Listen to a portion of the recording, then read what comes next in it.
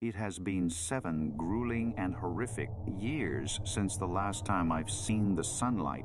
A bone-chilling wind whistles through the hollow darkness, echoing a tale of horror. In a place where civilization seems a distant memory stands an old, forsaken house. Its once vibrant paint now faded and peeled. It bears the scars of time and neglect. The air around it is heavy with an eerie stillness, disturbed only by the occasional rustling of leaves in the wind. The unsettling quiet is pervasive, wrapping the house and its surroundings in a shroud of mystery. As you venture closer, the house's decayed state becomes more apparent. The rotting wooden door creaks on its hinges, opening onto rooms filled with cobwebs that glint in the scarce light.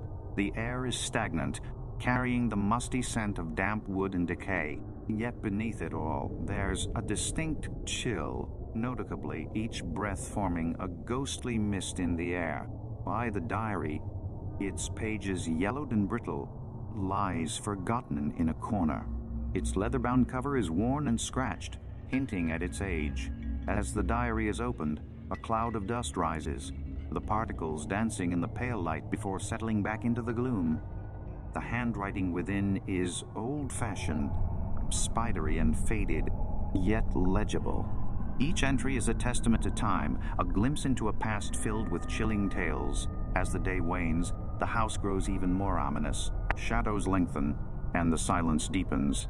The chill from the basement seems to grow stronger, seeping into every nook and corner. The diary lies open, its pages filled with haunting entries, each one a piece of a terrifying puzzle. And as the last rays of the sun faded, the entries in the diary began to reveal a haunting story.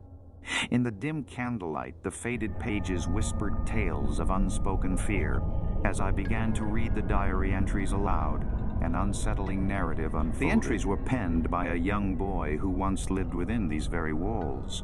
His words painted a vivid picture of a typically curious child whose world was brimming with innocent adventures and lively imaginations. But there was one rule that cast a dark shadow over his cheerful existence. The basement door, once a mere architectural element, started to take on a life of its own.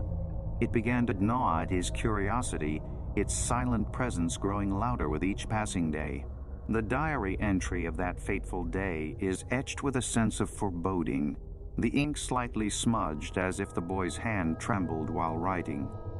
The words, hesitant and filled with a strange mix of fear and excitement, he had finally decided to venture into the forbidden basement.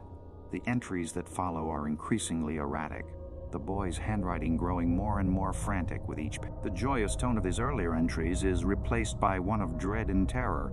He speaks of eerie sounds, of strange shadows dancing on the walls, and of an overwhelming sense of being watched. The final entry is the most chilling of all. The boy's words tumble out in a rush, the ink barely dry.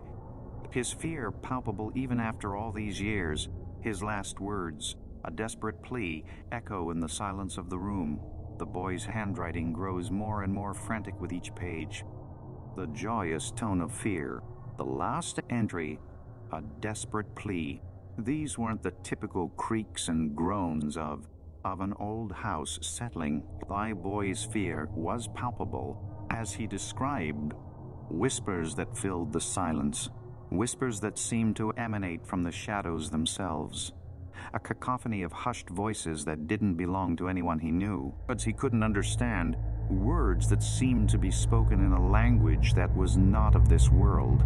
These whispers seemed to surround him, envelop him, as if he was trapped in a vortex of hushed, malevolent voices. But it wasn't just the sounds that terrified him. It was the feeling of being watched. An unseen presence that was always there, lurking in the corners of the basement. He wrote about how he started to see shadows moving, not the benign shadows cast by objects in the dim light, but shadows that seemed to have a life of their own, a feeling of being trapped, of being hunted, a place that was claimed by something else.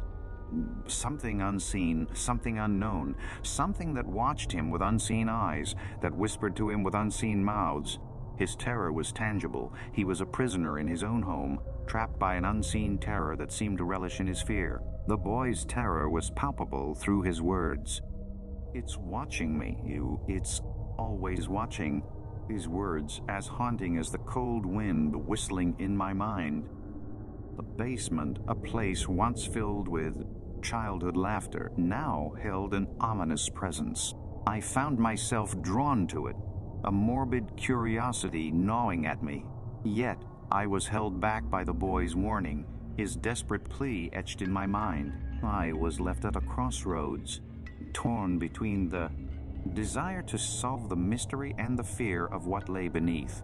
Should I dare to uncover the secrets of the basement, or heed the boy's final warning? The decision remains. Until next time.